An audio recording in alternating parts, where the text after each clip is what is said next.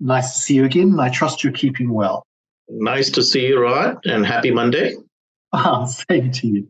Same to you. So I wanted to catch up with you, Chetan, because we were talking the other week about Pillar 2 and the focus that US multinationals need to have on it, really starting now.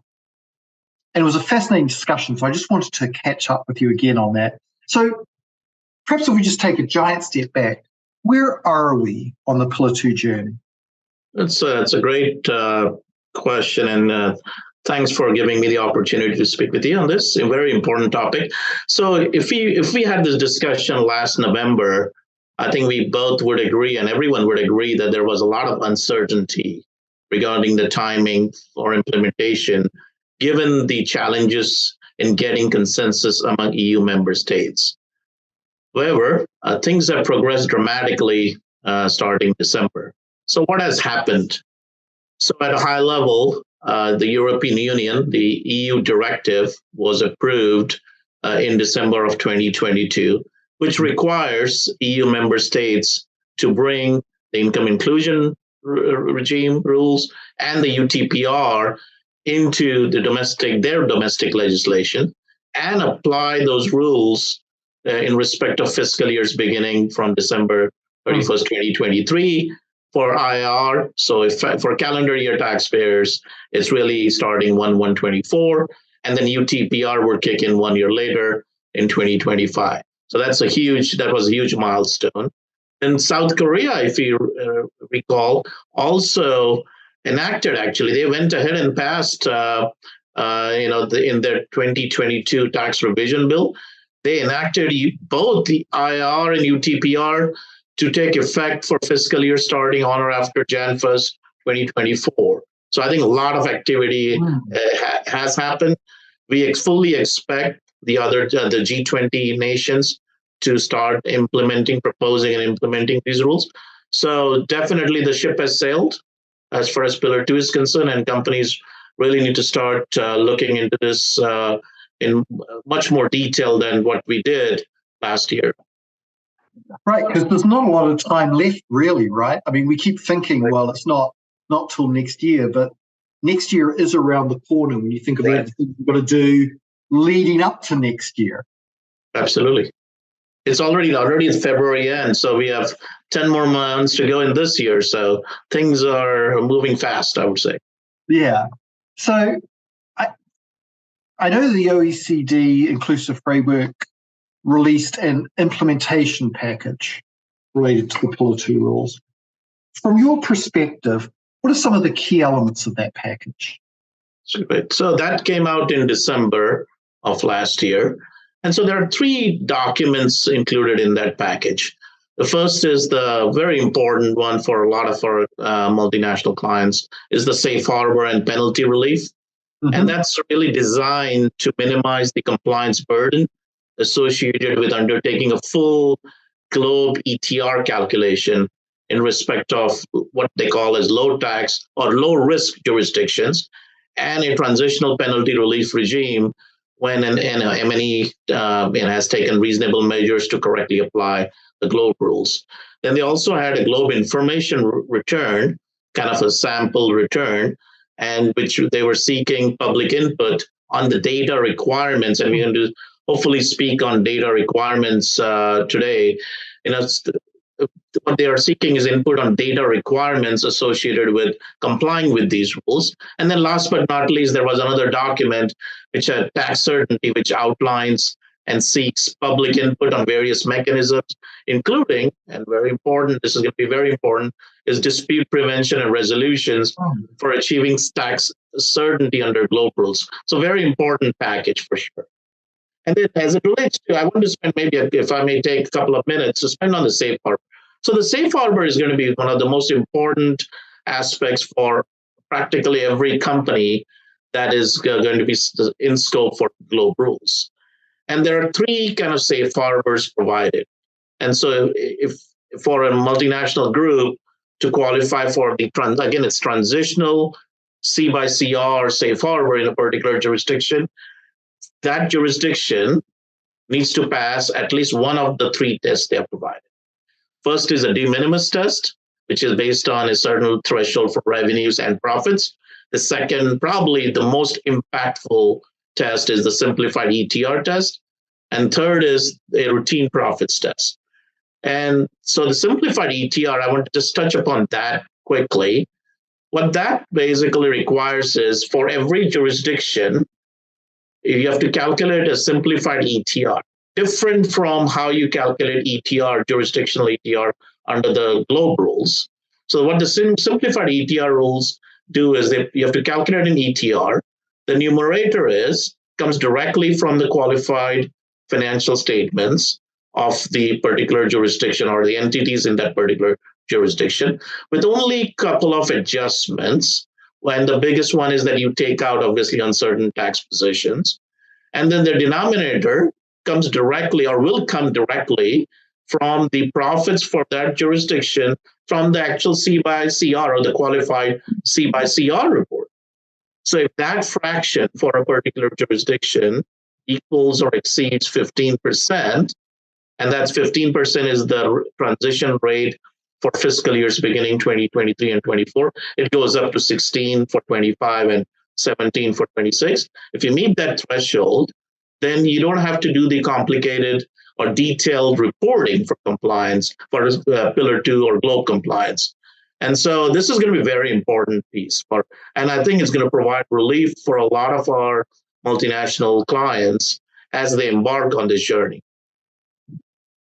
So that's really interesting, Chetan, because that certainly has the potential, from what you're saying, to dramatically simplify a company's life when it comes to assessing the impact of BEPS. But you still need to have good data. You still have to have done a good C by C return. Absolutely. And you still need to do these calculations rather than just assuming that they will come to pass. But certainly very welcome. Certainly very welcome. And then there was also an administrative guidance that was issued. From your perspective, what were some of the key observations coming out of that? Yeah, no, the administrative guidance was a welcome guidance, and it was aimed at addressing some of the previously unaddressed areas under the Globe rules. Yep. The guidance addresses a wide range of issues identified by the inclusive framework members as most in need of immediate clarification and simplification, as you can imagine.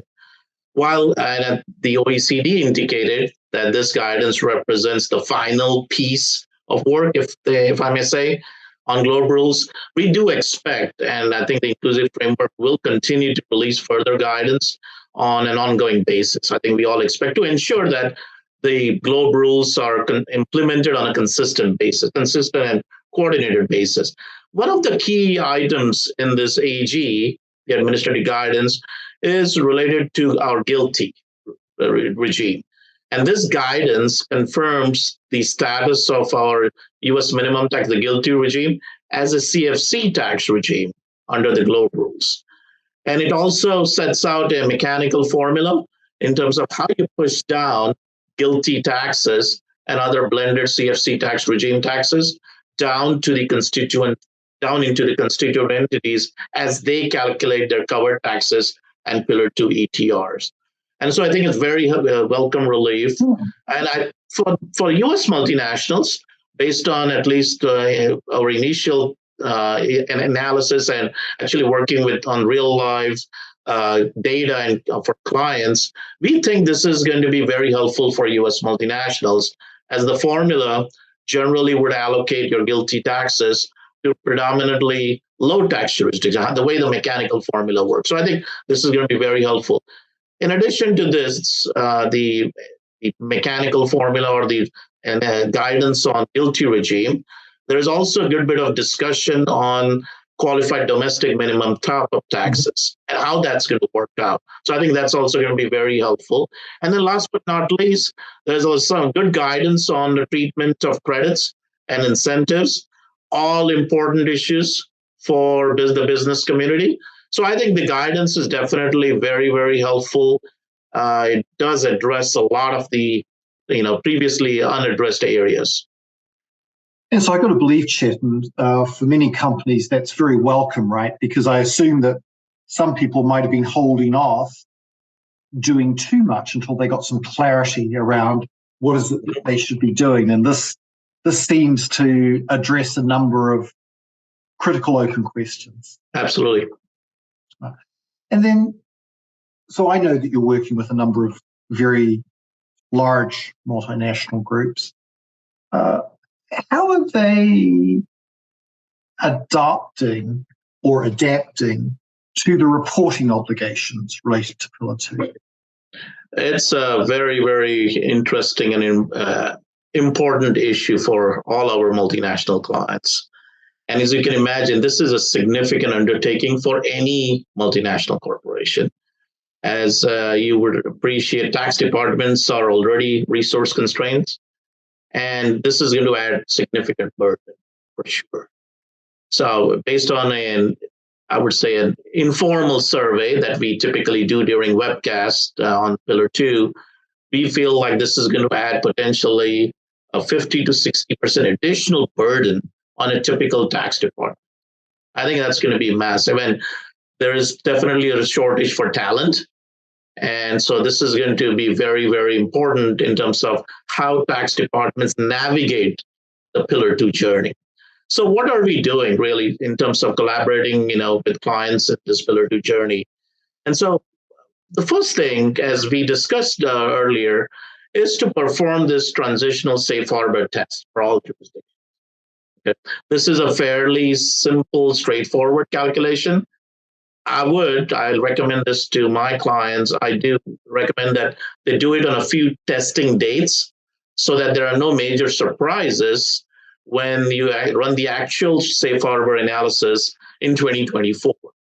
This is intended, again, the safe harbor analysis will achieve a few objectives for you. First is you identify jurisdictions that meet the safe harbor and therefore subject to reduced compliance requirements. Clearly, no top-up tax or no tax under the Pillar 2 globe rules. Second is you identify jurisdictions that do not meet the safe harbor and therefore subject to detailed reporting. So that's very important. Then you quantify based on the jurisdictions that do not meet the safe harbor. Then you quantify the impact for Pillar 2 impact for those jurisdictions. And it is possible, given the difference between how you calculate the ETR for simplified ETR testing, safe harbor testing versus the regular globe rules, that you may fail to meet the safe harbor. There are some scenarios where you would fail to meet the safe harbor, but actually it will not have a top-up tax under Pillar 2. So I think it's a very important part in the process. And then what you also will be able to do, as I think is a point you alluded to, through this safe harbor testing process, you can potentially identify gaps in data that is actually used in the C by CR report too. And there could be, based on the data and the quality of data that you use to do your C by CR, you may find some anomalies. You may find countries failing safe harbor that generally should not be failing safe harbor. So I think the safe harbor analysis is going to be very important. I think I'm recommending that to clients as the first step in this Pillar 2 journey. Once you do that, and let's say, depending upon your number of jurisdictions you're operating in, let's say you take 2 or 3 jurisdictions where you do not meet the safe harbor or are very close to meeting the safe harbor, just above the safe harbor threshold. We typically would do a data gap analysis for those jurisdictions, where you do a deep dive for those jurisdictions, evaluating existing systems, your ERP systems, tax systems, to determine which data points are readily available and which data points need to be generated. So that data gap analysis is extremely important. But again, I recommend that you do this for 2 or 3 jurisdictions and do not boil the ocean and do it for all the jurisdictions where you don't meet the transitional safe harbor. Once you do this, this gives you the roadmap on where you need to go in terms of getting the data to appropriately calculate the Pillar 2 liability, top-up tax liability, if appropriate, as appropriate. And then, equally important, how are you going to comply, or what data you need to ultimately comply with these rules? So again, it's important that you use, kind of go logically and not jump directly into designing tax reporting policies today. I think you have to go kind of step by step so that it's a nice way to scale it up ultimately. And one thing, I think last point I want to make on this is very important. I would, if I was running a tax department, I would use Pillar 2 as an opportunity to make tax systems more streamlined today. And this is a great opportunity for tax departments to create a comprehensive roadmap and a business case and get budgets for this, because I think this is the time that companies will have to spend. And if you come up with a comprehensive roadmap and socialize it with your management team, I think this is the best time to do that. So that's a lot of very practical advice there, Chetan. And sorry, I was still thinking about the admittedly imperfect statistic you mentioned, which is a dramatic increase in the amount of work. Huge. 50-60%. Let's say it's less than that, but still a very big increase in the amount of work that a tax department's going to have to do. So I was sort of thinking about that. And how are you thinking technology could help companies navigate some of these requirements? Because this war for talent, it's a war, so technology has to be the answer, perhaps. Absolutely. I mean, as we have discussed, earlier, Pillar 2, again, depending upon how the returns ultimately look, the globe returns ultimately look, Pillar 2 reporting is essentially going to be a data challenge. Yeah. And I think that can be best solved with the use of the right technology solutions. I would say it is almost impossible. Never say anything is impossible, but it's almost impossible for a multinational corporation, MNC, to navigate Pillar 2 reporting and compliance without using technology. Given the ever-changing global tax regulatory environment, the need for different data points is increasing every day. We all know that.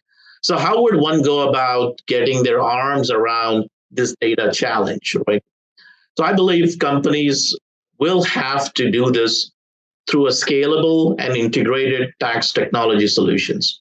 You do not want, and I think this is, again, goes back to my comment, you want to use this opportunity to streamline your tax systems overall. So you do not want a one-off solution for Pillar 2, have an old solution for TCJA, one for corporate minimum tax. I don't think that's going to work efficiently. You want something that is integrated so that you can source common data points efficiently for different purposes. And obviously, public C/C disclosures are coming soon too. So I think companies need to start preparing for that as well. So I would highly recommend that companies undertake a tax technology evaluation process to evaluate all data needs and not look at Pillar 2 data needs in isolation, but use Pillar 2 actually as a catalyst or as an anchor to look at it holistically. As you know, we have a technology platform, our technology platform, Digital Gateway, that pulls all of the above, or that is intended. And we obviously, as new laws or new requirements are coming, we are adding to our Digital Gateway, or we will be, and that pulls all of the above together, in a holistic manner. And I think that's the future for tax technology. You want to make sure your technology ecosystem is all integrated. It's talking to each other, and so that you don't have to get the same data 4 different times. You want to get it once, So I think that's going to be the future, and that's how, I think companies are, and companies have started in embarking on that technology journey as well. Well, Jen, that's a really interesting way of looking at it, because here I was focused on this is a huge increase in the amount of work that some tax departments can have to undertake. But you thought of viewing this as perhaps a positive and using it as Absolutely. an opportunity to take care of so many other things and inefficiencies is really a good way of looking at it, particularly in light of the fact that 2024 is only 10 months away. Absolutely. So you need to look at it positively, but you need to get started on it right away if you haven't started yet. Absolutely. I think the key is to communicate. I think for the tax departments and we as advisors, we are helping companies communicate and socialize what this means for the tax department and for the organization overall. This is not a tax department only project. This will require a holistic collaboration, cross-departmental collaboration within a multinational corporation. So I think communicating the data needs and the effort it's going to take to comply with these rules, I think this is the time to communicate that internally and get appropriate resources to ultimately, comply with these rules. Well, Chetan, that's been a fascinating discussion. So clearly there's a lot going on, and for those that don't have a lot going on yet, they need to get started. I think that's a key message coming out of this. So, absolutely. So I want to thank you for your time today, and I want to catch up with you in a couple of months' time just to hear how things are progressing down this timeline. So look forward to it, Rodney. Great. Thanks for the opportunity, and look forward to catching up soon. Sounds a plan.